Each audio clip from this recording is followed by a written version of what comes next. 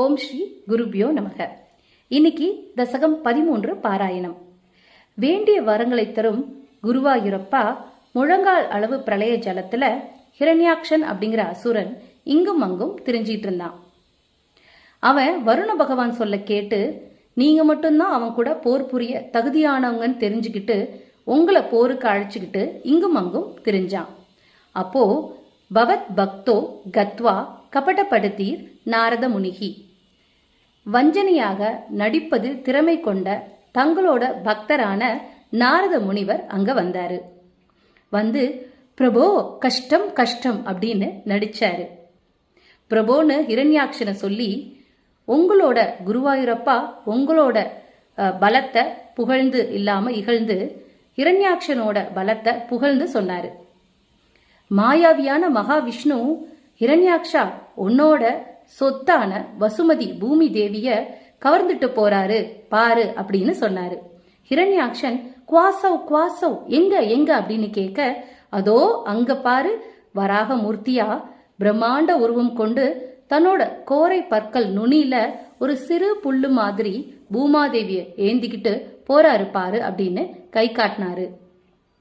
நாரத முனி தன்னோட ஆச்சாரியன் வேலையை சரியா செஞ்சாரு. அவர் கை காட்டின திசையை பார்த்து ஹிரண்யாக்ஷனும் வந்தான். உங்களை பார்த்து காட்டு விலங்கல்லவா அப்படின்னு ரொம்ப மோசமான சொற்கள்னால எள்ளி நகையாடினான். நீங்க கோரை பற்கல்ல நடுவுல இருக்க அந்த பூமாதேவி நடுங்கிட்டு இருக்கத பார்த்து தங்களோட யோக முத்திரைனால அவங்கள ஒரு இடத்துல நிலை கொள்ள செஞ்சீங்க. அதுக்கப்புறம் ஹிரண்யாக்ஷன் தன்னோட கையில கதை வச்சிருக்கத பார்த்து நீங்களும் கதையை எடுத்துக்கிட்டு அவங்க கூட போர் புரிய ஆரம்பிச்சிங்க. அப்போ மிகப்பெரிய சத்தத்தோட கட கட அப்படின்னு பெரிய போர் நடந்துச்சு. தேவர்கள் எல்லாம் அந்த போரை பார்க்கறதுக்கு குழுமி இருந்தாங்க. அப்போ தங்களோட பலத்தால அசுரனோட கையில இருந்த கதை கீழே விழுந்தது. இத பட்டத்திரிகள் ஸ்லோகங்கள் எழுதிக்கிட்டே கண்ணெதிரா கண்டாரு. அந்த காட்சி அவருக்கு நீங்க தான் காட்சிப்படுத்தி காமிச்சீங்க. அந்த கதை கீழே விழுந்ததை பார்த்துட்டு அவரு அஹஹோஹோ அப்படின்னு ஒரே சந்தோஷம் புலங்காங்கிதம் அடைஞ்சாரு. அதே மாதிரிதான் எல்லா முனிவர்களும் ரொம்ப சந்தோஷம் அடைஞ்சாங்க. இதனால கோவப்பட்டு ஹிரண்யாக்ஷன் தான் கையில சூலாயுதத்தை எடுத்தான். நீங்க கண்ணை மூடிட்டு தியானிச்சு உங்க கையில சக்கராயுதம் வரணும்னு நினைச்சீங்க. மகா சக்கரம் ஸ்மிருத்வா அப்படின்னு சொன்ன உடனே உங்களோட கரத்துல அந்த மகா சக்கரம் வந்தது. அந்த சக்கரத்தை வச்சு ஹிரண்யாக்ஷனோட சூலத்தை நீங்க சிதைச்சு எறிஞ்சீங்க.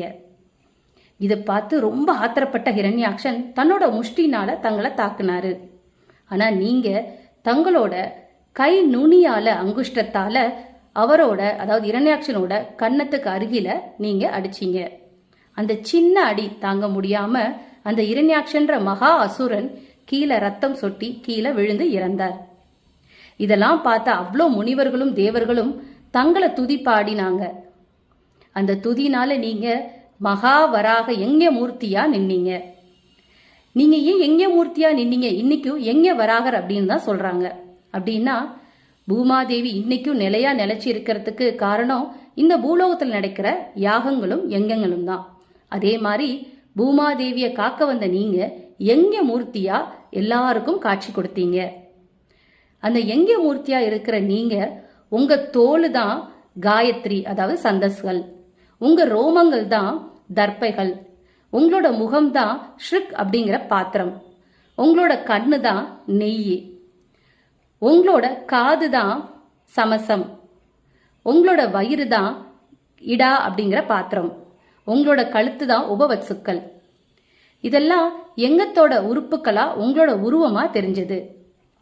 மது என்ற அசுரனை வென்ற குருவாயூரப்பா நீங்க இந்த மாதிரி முனிவர்கள் துதி செய்ய கேட்டு நீங்க உங்க இருப்பிடமான அழகான வைகுண்டத்துக்கு நோக்கி நீங்க நடந்து அங்க போய் பேரின்ப இன்பத்தை அடைஞ்சு நீங்க அங்க நிலை கொண்டீங்க.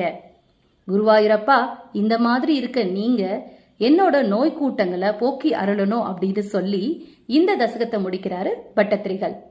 ஸ்ரீ குருவாயூரப்பா சரணம்.